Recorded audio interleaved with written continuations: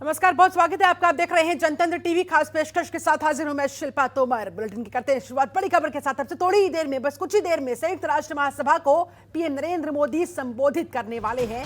आतंकवाद सहित वैक्सीन की मान्यता जैसे मुद्दों पर पीएम मोदी अपनी बात रख सकते हैं, दुनिया को संदेश दे सकते हैं। भारतीय समुदाय के लोगों में काफी उत्साह देखने को मिल रहा है। वहां पर बड़ी संख्या में न्यूयॉर्क में लोग होटल के बाहर पहुंचे हुए दिखाई दे रहे हैं, वहां पर खड़े हुए दिखाई दे रहे हैं। वो कितने एक्साइटेड है इस बात का अंदाजा लगाया जा सकता है। और हर बार ऐसा ही होता है, जब जब पीएम नरेंद्र मोदी अमेरिकी दौरे पर जाते हैं, अमेरिकी यात्रा पर पहुंचते हैं, तो वहां पर भारतीय मूल के लोगों में उत्साह देखने को मिलता है। और इस बार भी कुछ ऐसा ही हो रहा है। इसी वजह से बड़ी संख्या में लोग होटल के बाहर पहुंच रहे हैं और भारत के समर्थन में वहां पर नारे लगा रहे हैं, भारत माता की जयकारे कर रहे हैं। ये देखिए तस्वीरें आपके सामने। आतंकवाद सहित वैक्सीन की मान्यता जैसे मुद्दों पर भी पीएम नरेंद्र मोदी बस अब से थोड़ी ही देर में, बस कुछ ही पलों का और इंतजार, पीएम नरेंद्र मोदी संयुक्त राष्ट्र महासभा में अपना संबोधन शुरू कर देंगे। भारतीय समुदाय के लोगों में काफी उत्साह देखने को मिल रहा है। इस दौरान ये देखिए तस्वीरें यूएन से यहाँ पर बस अब से थोड़ी ही देर में मंच पर पहुंचकर पीएम नरेंद्र मोदी का संबोधन आप लोग सुनेंगे। न सिर्फ हिंदुस्तान को बल्कि पूरे विश्व को इस बात का इंतजार कि पीएम नरेंद्र मोदी अपने संबोधन में क्या कुछ कहेंगे। आतंकवाद के मसले पर, अफगानिस्तान के मसले पर, तालिबान के मसले पर, वैक्सीन पर, कोरोना पर वो किस तरह से अपनी बात दुनिया के सामने रखेंगे। ये देखिए सीधी तस्वीरें लगातार आप तक पहुंचा रहे हैं पीएम नरेंद्र मोदी। पूरे देश को इस बात का इंतजार कि वो यहां संयुक्त राष्ट्र महासभा के मंच से क्या कहते हैं, क्या संदेश पाकिस्तान को और चाइना तक पहुंचाते हैं।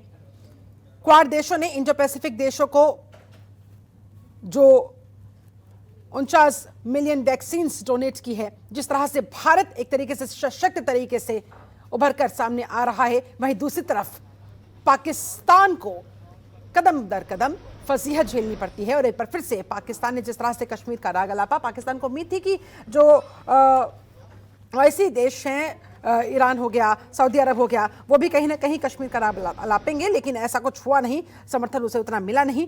और इस वजह से कहीं ना कहीं पाकिस्तान को तो झटका लगा। और एक और झटका यहाँ पर पाकिस्तान को और मिल सकता है, और वो संभवतः कहा जा सकेगा पीएम नरेंद्र मोदी के इस मच अवेटेड संबोधन के बाद। पूरी दुनिया की निगाहें इस समय टिकी हुई है कि क्या कुछ कहा जाता है भारत के प्रमुख के द्वारा, यानी कि भारत के प्रधानमंत्री नरेंद्र मोदी के द्वारा इस संयुक्त राष्ट्र महासभा के मंच से। इससे पहले फर्स्ट सेक्रेटरी यूएन में भारत की तरफ से स्नेहा दुबे ने भी अपनी बात वहां पर रखी थी और पाकिस्तान को करारा जवाब दिया था। पाकिस्तान को कहीं ना कहीं बेनकाब करने का काम उनकी तरफ से हुआ था। और अब बाकी की जो बची कुछ कसर है वो पीएम नरेंद्र मोदी अवश्य पूरा करेंगे। फिलहाल तो ये उम्मीदें लगी हुई। इसके अलावा निवेश को लेकर भी ये दौरा उनका बहुत महत्वपूर्ण, आतंकवाद, अफगानिस्तान, तालिबान, पाकिस्तान, इन तमाम मसलों पर एक एक करके अपनी बात रखते हुए संदेश दुनिया को पहुंचाने की कोशिश, और कहीं ना कहीं पाकिस्तान को यह एहसास कराने की भी कोशिश होगी कि पाकिस्तान का कद किस तरह से अटका हुआ है। और दूसरी तरफ हिंदुस्तान एक बहुत ऊंची उड़ान भरता हुआ नजर आ रहा है।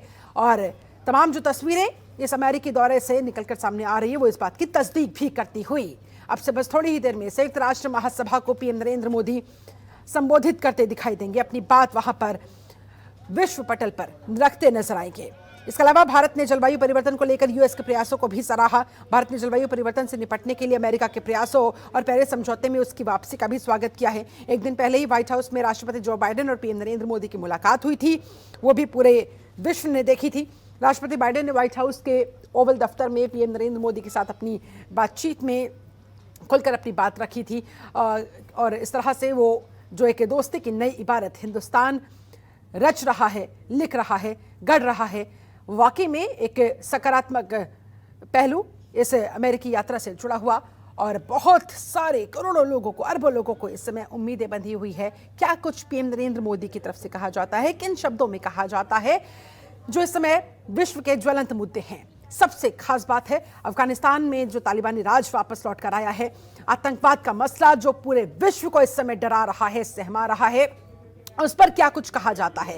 क्योंकि एक दूसरे के सहयोग के साथ ही यह संभव हो पाएगा कि आतंकवाद को मुंह तोड़ जवाब दिया जा सके। ऐसे में जो आतंकवाद की जड़ है, जो आतंक परस्त देश हैं, उन्हें सबसे पहले उनकी हद बतानी होगी और इसके लिए दुनिया के तमाम देशों को जो आतंकवाद का शिकार हो चुके हैं, और अमेरिका से बढ़कर भला इस दर्द को और कौन जान सकता है, समझ सकता है।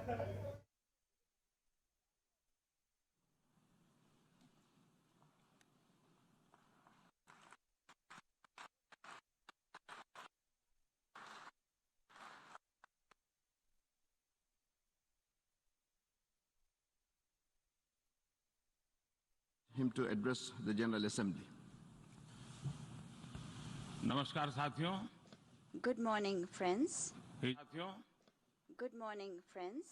His Excellency अब्दुल्ला शाहिद जी, His Excellency Mr. Abdullah आपको Shahid. अध्यक्ष पद संभालने की First of all,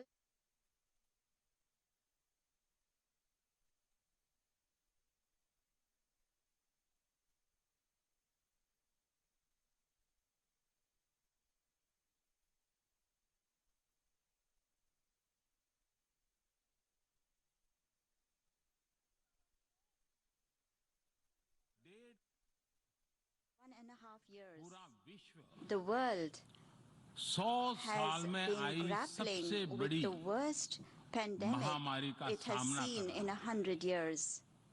ऐसी भयंकर महामारी में I pay tribute जीवन to गंवाने all वाले those who have lost their lives सभी लोगों in को the deadly corona मैं pandemic, श्रद्धांजलि देता हूं और and परिवारों I के साथ express my condolences संवेदनाएं व्यक्त to करता their families. अध्यक्ष महोदय, Mr. President, मैं उस देश का I प्रतिनिधित्व कर रहा represent हूं a country जिसे that mother is of proud democracy का to be गौरव known हासिल है। as the mother of democracy. लोकतंत्र की हमारी We have हजारों had वर्षों की a महान great परंपरा रही tradition of democracy that goes back thousands of इस years. 15 अगस्त को On 15th of भारत ने August this year, अपनी आजादी के India entered 75वें the साल में प्रवेश 75th किया। year of its 75वें the साल में प्रवेश 75th किया। year of its independence.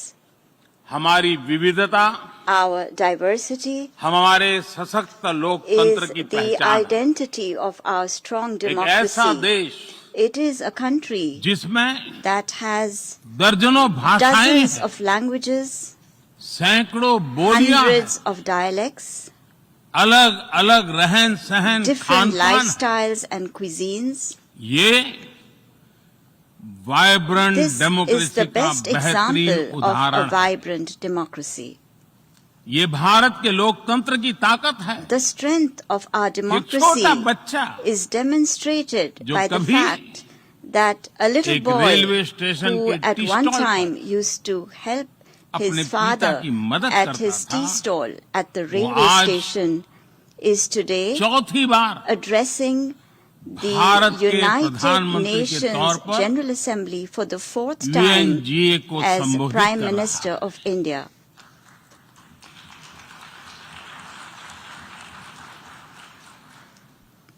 सबसे लंबे समय तक I will soon Gujarat have का spent 20 मुख्यमंत्री years serving और my फिर countrymen as पिछले head of 7 साल government. से First as the Bharat longest के serving प्रधानमंत्री Chief के Minister तौर पर of मुझे Gujarat and then Head of as Government Prime की Minister भूमिका में for the last 7 देशवासियों years. की सेवा करते हुए 20 साल हो रहे हैं और And मैं अपने I अनुभव am से कह saying रहा this to हूं, you from my own Yes. experience.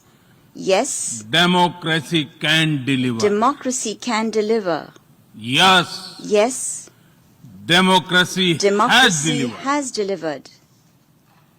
अध्यक्ष महोदय, Mr. President, एकात्म मानव दर्शन के today is प्रणेता the birth anniversary Pandit of Deendayal Pandit Upadhyay ji की आज Deen जन्म Dayal Jayanti. Upadhyay, the proponent of Ekatma Manav Darshan. एकात्म मानव दर्शन यानी Ekatma Manav Darshan integral means humanism, integral humanism, अर्थात or स्व से the development समष्टि journey तक undertaken विकास और together, विस्तार the की expansion सहयात्रा। from the self to the universe, expansion of the self, expansion of the self, moving from moving individual to from the the society, individual to society, the nation to the nation, entire and to humanity. entire humanity. और ये चिंतन And this philosophy Antyodaya को is समर्पित है। dedicated to Antyodaya. Antyodaya को आज की परिभाषा The में modern day where definition no one is of left behind कहा Antyodaya जाता है। is where no one is left इसी भावना behind. के साथ It is with this principle आज in mind that India integrated, today is moving equitable forward on the path of development की राह पर आगे integrated, बढ़ रहा है। equitable development. Vikas Our priority is सर्वसमावेशी that हो, development should be all-inclusive, सर्वस्पर्शी हो, all-pervasive, सर्वव्यापी हो, universal, सर्वपोषक and हो। one that nurtures all. यही हमारी प्राथमिकता है। बीते 7 वर्षों में During the last 7 years, Bharat में India has 43 brought crore over से ज्यादा लोगों को 430 million people बैंकिंग who व्यवस्था were से जोड़ा previously गया है, unbanked into जो the अब banking तक system. इससे वंचित थे। आज Today, 36 over करोड़ से अधिक ऐसे लोगों को भी 360 million people बीमा सुरक्षा who कवच मिला है, earlier could not पहले even imagine इस बारे में this सोच was भी नहीं possible, now have insurance 50 coverage as crore से security ज्यादा लोगों को by giving over 500 मुफ्त इलाज million की people सुविधा देकर the facility of free Bharat ने treatment in hospitals. उन्हें quality India health has service से given them जोड़ा। access to quality health Bharat ने services 3 करोड़ by पक्के घर building बनाकर 30 million बेघर, proper homes. यानी India has made होमलेस परिवारों को homeless families होम ओनर्स बनाया। homeowners.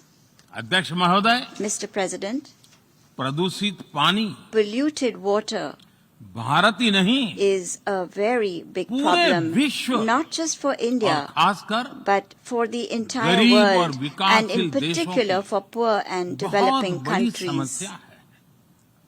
भारत में इस चुनौती से निपटने के लिए In order to address this हम challenge 17 in करोड़ से India, अधिक घरों we तक are carrying out a very big pipe से campaign to ensure साफ that पानी piped पहुंचाने का clean बहुत water बड़ा अभियान reaches चला रहे हैं। over 170 million विश्व homes. की बड़ी-बड़ी संस्थाओं ने Reputed institutions of the ये world माना है have कि said किसी भी देश के विकास के लिए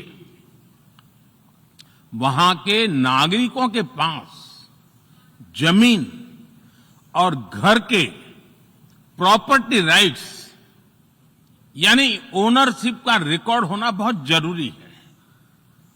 दुनिया के बड़े-बड़े देशों में बड़ी संख्या में ऐसे लोग हैं जिनके पास जमीनों और घरों के प्रॉपर्टी राइट्स नहीं है। आज हम भारत के 6 लाख से अधिक गांवों में ड्रोन से मैपिंग कराकर करोड़ों लोगों को उनके घर और जमीन का डिजिटल रिकॉर्ड देने में जुटे हैं। ये डिजिटल रिकॉर्ड प्रॉपर्टी पर विवाद कम करने के साथ ही access to credit, bank loan तक लोगों की पहुंच बढ़ा रहा है। अध्यक्ष महोदय, आज विश्व का हर 6ठा व्यक्ति भारतीय है। जब भारतीयों की प्रगति होती है तो विश्व के विकास को भी गति मिलती है। When India grows, the world grows. When India reforms, the world transforms. Bharat में हो रहे साइंस और टेक्नोलॉजी आधारित इनोवेशंस विश्व की बहुत मदद कर सकते हैं। हमारे टेक सॉल्यूशंस का स्केल और उनकी कम लागत दोनों अतुलनीय है। हमारे यूनिफाइड पेमेंट इंटरफेस यूपीआई आज भारत में हर महीने 350 करोड़ से ज्यादा ट्रांजैक्शन हो रहे हैं। भारत का वैक्सीन डिलीवरी प्लेटफॉर्म कोविन एक ही दिन में करोड़ों वैक्सीन डोज लगाने के लिए डिजिटल सपोर्ट दे रहा है। अध्यक्ष महोदय, सेवा परमो धर्मः, सेवा परमो धर्मः को जीने वाला भारत सीमित संसाधनों के बावजूद भी वैक्सीनेशन डेवलपमेंट और मैन्युफैक्चरिंग में जी जान से जुटा है।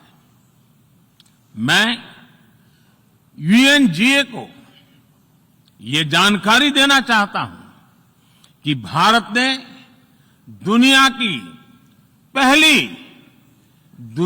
की पहली डीएनए वैक्सीन विकसित कर ली है, जिसे 12 साल की आयु से ज्यादा के सभी लोगों को लगाया जा सकता है।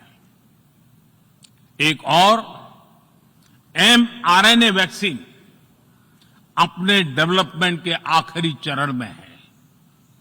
भारत के वैज्ञानिक कोरोना की एक नेजल वैक्सीन के निर्माण में भी जुटे हैं। मानवता के प्रति अपने दायित्व को समझते हुए भारत ने एक बार फिर दुनिया के जरूरतमंदों को वैक्सीन देनी शुरू कर दी है।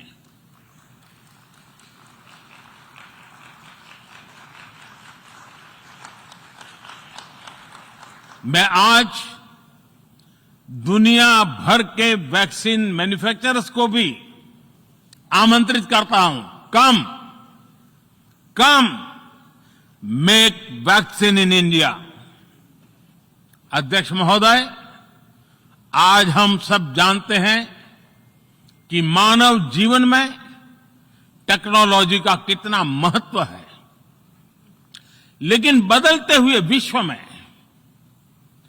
टेक्नोलॉजी विथ डेमोक्रेटिक वैल्यूज, ये सुनिश्चित करना भी आवश्यक है।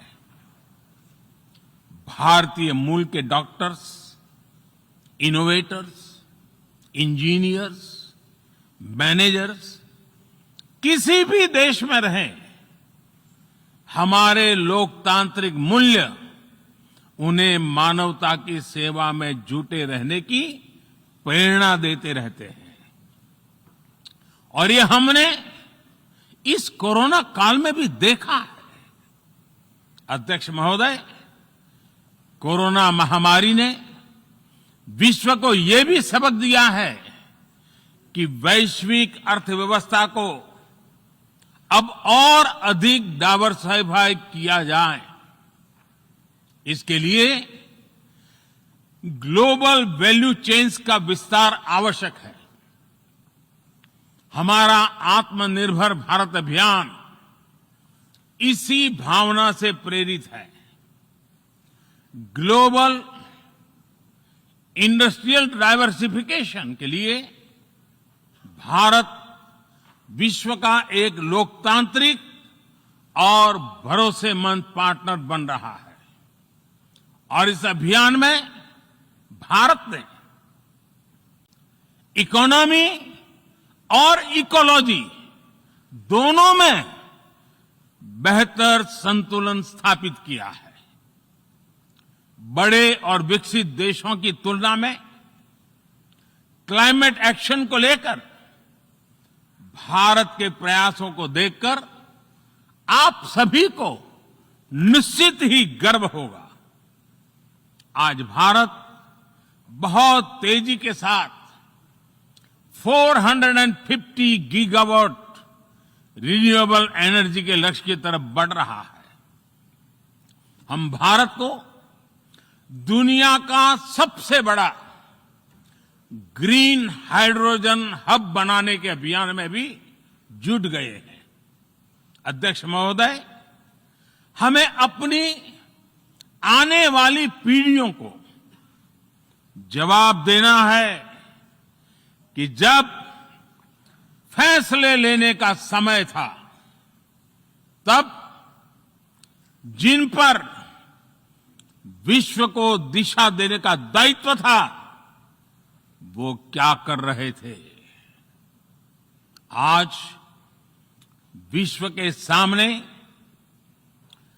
रिग्रेसिव थिंकिंग और एक्सट्रीमिज्म का खतरा बढ़ता जा रहा है।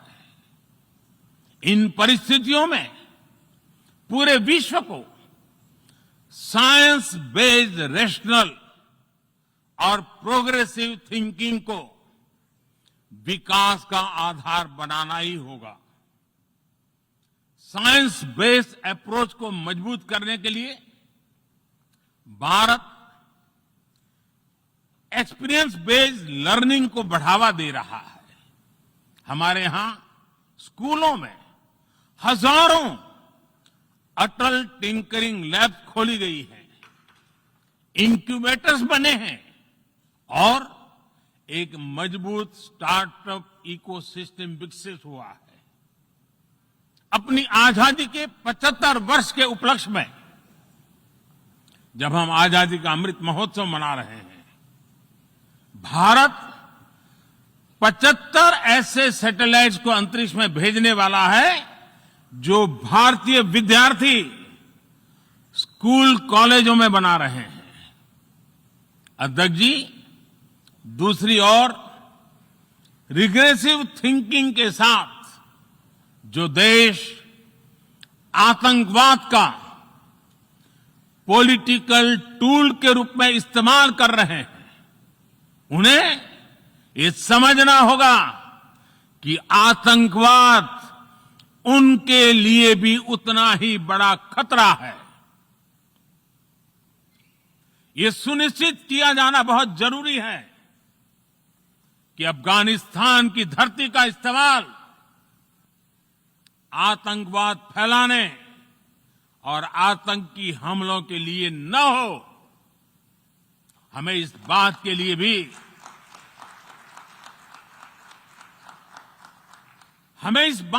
भी सतर्क रहना होगा कि वहां की नाजुक स्थितियों का कोई देश अपने स्वार्थ के लिए एक टूल की तरह इस्तेमाल करने की कोशिश न करें। इस समय अफगानिस्तान की जनता को,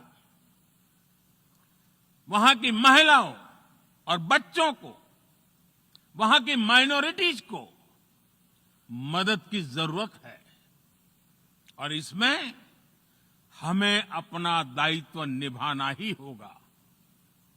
अध्यक्ष महोदय, हमारे समंदर भी हमारी साझी विरासत है, इसलिए हमें ये ध्यान रखना होगा कि ओशन रिसोर्सेज को हम यूज करें, एब्यूज नहीं। हमारे समंदर अंतर्राष्ट्रीय व्यापार की लाइफलाइन भी है। इन्हें हमें एक्सपांशन और एक्सक्लूजन की दौड़ से बचाकर रखना होगा। रूल बेस्ड वर्ल्ड ऑर्डर को सशक्त करने के लिए अंतर्राष्ट्रीय समुदाय को एक सुर में आवाज उठानी ही होगी। सुरक्षा परिषद में भारत की प्रेसिडेंसी के दौरान बनी विस्तृत सहमति विश्व को मैरीटाइम सिक्योरिटी के विषय में आगे बढ़ने का मार्ग दिखाती है। अध्यक्ष महोदय, भारत के महान कूटनीतिज्ञ आचार्य चाणक्य ने सदियों पहले कहा था, कालातिक्रमात् काल एव फलम पिबति। जब सही समय पर सही कार्य नहीं किया जाता तो समय ही उस कार्य की सफलता को समाप्त कर देता है। संयुक्त राष्ट्र को खुद को प्रासंगिक बनाए रखना है तो उसे अपनी इफेक्टिवनेस को सुधारना होगा, रिलायबिलिटी को बढ़ाना होगा। यूएन पर आज कई तरह के सवाल खड़े हो रहे हैं। इन सवाल को हमने क्लाइमेट क्राइसिस में देखा है, कोविड के दौरान देखा है, दुनिया के कई हिस्सों में चल रही प्रॉक्सी वॉर, आतंकवाद और अभी अफगानिस्तान के संकट ने इन सवालों को और गहरा कर दिया है। कोविड के ओरिजिन के संदर्भ में और ease of doing business ranking को लेकर वैश्विक गवर्नेंस से जुड़ी संस्थाओं ने दशकों के परिश्रम से बनी अपनी विश्वसनीयता को नुकसान पहुंचाया है। ये आवश्यक है कि हम यूएन को ग्लोबल ऑर्डर, ग्लोबल लॉज और ग्लोबल वैल्यूज के संरक्षण के लिए निरंतर सुदृढ़ करें। मैं नोबेल पुरस्कार विजेता गुरुदेव रविंद्रनाथ टैगोर जी के शब्दों के साथ अपनी बात समाप्त कर रहा हूं। शुभो कर्मोपोथे, शुभो कर्मोपोथे, धोरो निर्भयो गान, सौब दुर्बल सौन्योष होक अवसान। अर्थात अपने शुभ कर्म पथ पर निर्भीक होकर आगे बढ़ो, सभी दुर्बलताएं और शंकाएं समाप्त हो। ये संदेश आज के संदर्भ में संयुक्त राष्ट्र के लिए जितना प्रासंगिक है, उतना ही हर जिम्मेदार देश के लिए भी उतना ही प्रासंगिक है। मुझे विश्वास है हम सबका प्रयास विश्व में शांति और सौहार्द बढ़ाएगा, विश्व को स्वस्थ, सुरक्षित और समृद्ध बनाएगा। इन्हीं शुभकामनाओं के साथ बहुत बहुत धन्यवाद। नमस्कार।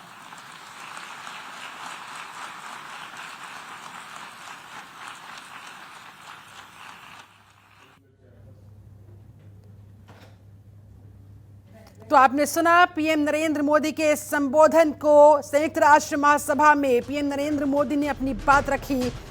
दुनिया भर में कोरोना के कारण जीवन गंवाने वाले लोगों को सबसे पहले उन्होंने श्रद्धांजलि दी। अब्दुल्ला शाहिद को यूएन महासभा का अध्यक्ष बनने पर उन्होंने बधाई दी।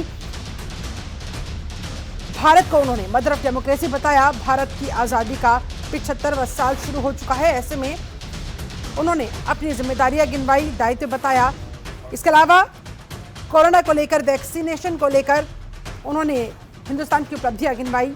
भारत को पहली बार बीमा सुरक्षा कवच मिला है, इस बात का जिक्र उन्होंने वहां पर किया। डीएनए वैक्सीन हिंदुस्तान में बनी, आरएनए वैक्सीन भी अपनी अंतिम पड़ाव में है। नेजल वैक्सीन से भी फिलहाल तेजी के साथ प्रगति आगे बढ़ रही है, उस पर भी काम किया जा रहा है। इकोनॉमी और इकोलॉजी दोनों को साथ लेकर हमें आगे बढ़ना होगा। विश्व स्तर पर हमें सौहार्द के साथ, सहयोग के साथ काम करना होगा। इसके अलावा उन्होंने आतंकवाद पर बोलते हुए कहा कि अफगानिस्तान की धरती का इस्तेमाल किसी भी सूरत हाल में आतंक के लिए नहीं होना चाहिए, ये हम सबकी जिम्मेदारी बनती है। अफगानिस्तान की जनता के बारे में बोलते हुए पीएम नरेंद्र मोदी ने कहा कि इस समय वहां की जनता को मदद की जरूरत है। चलिए इसी के साथ इस खास पेशकश में बस इतना ही। आप बने रहिए जनतंत्र टीवी के साथ। नमस्कार। खबरों के निष्पक्ष विश्लेषण के लिए सब्सक्राइब करें जनतंत्र TV and press the bell icon. Never miss any update.